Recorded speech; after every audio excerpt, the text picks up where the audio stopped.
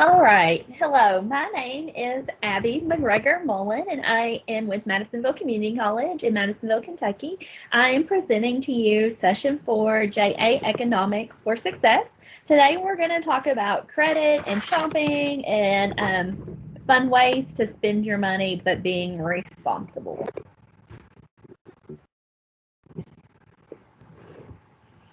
During our previous sessions, we discussed the importance of good budgeting. Remind yourself, think about when creating a budget that you must make decisions on how you will pay for the goods and services you need and want.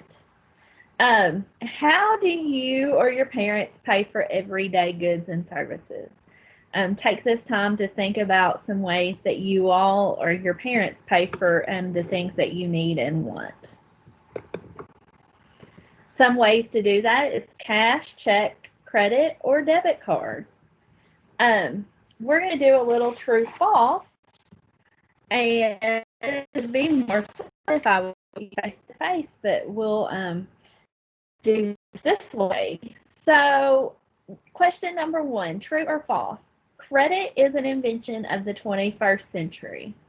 Is that true or false? Actually, that is false. The Babylonians extended credit several thousand years ago by using clay tablets. Can you imagine? We have a little card now that we can use for credit. Back then, they had a great big tablet that they used, heavy rock. Number 2, with a debit card, you'll get a bill for your purchases at the end. That is false. Debit card is linked to your bank account and does not send a bill each month. Number 3, the bank likes me. There is no penalty if I miss a credit. Also false. Late fees apply to credit cards. Paying late may also increase your interest rate and hurt your chances of getting credit later. It can impact your credit score and hurt your credit if you miss a payment. Taking personal responsibility for how I use my debit card is important to my overall financial plan. True, true, true. You must take personal responsibility for how you spend your credit and your debit money because you are responsible for paying for that.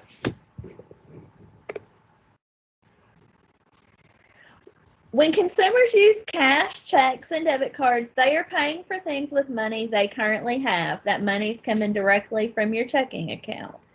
Either the cash is in your pockets or you have sufficient funds in the bank account to cover the purchase made by a debit card. A debit card is a card that pays for a purchase directly from a checking account. And I bet every one of you have seen your parents use a debit card or seen a friend's parents or grandparent or somebody use a debit card. When consumers use credit cards to make purchases, they agree for the item on credit plus interest, usually a high interest rate though, at a later date. It is like a loan. When money is owed, a person has to pay the debt. Credit is the ability of the consumer to buy goods or services before paying for them based on an agreement to pay later. Cardholders' financial security requires that they make wise decisions when using credit cards to buy things.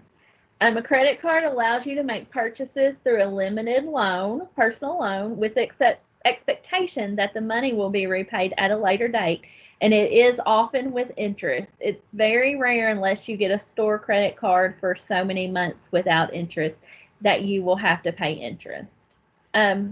Interest is a charge for a loan, usually expressed as a percentage.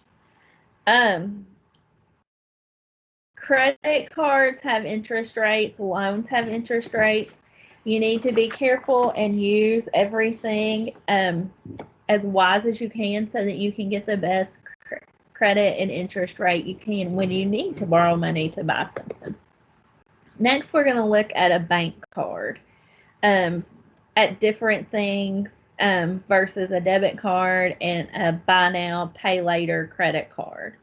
So, review the differences there.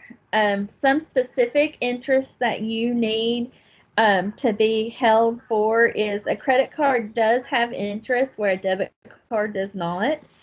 A debit card can be used for everyday purchases. Credit card's good for online purchases and emergencies only.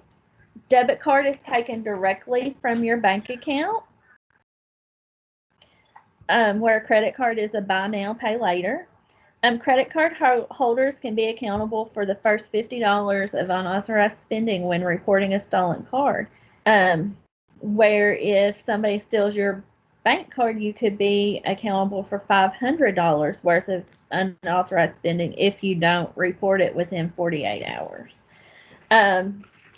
Debit cards are very, very important to keep up with, and so are credit cards. I recently misplaced my debit card and had to wait a week to get a new one, so I could not spend any money from my bank account because I did not have a debit card. I had to either have cash or use a credit card because it was an emergency. I didn't have my debit card. I was thankfully able to get it, and then I found my debit card I had lost, which typically happens. A lot of banks now, you can look at everything online, so it's important to keep up with your bank account that way and keep up with it through online banking. Thank you for your participation today. I wish I could be in the classroom with you.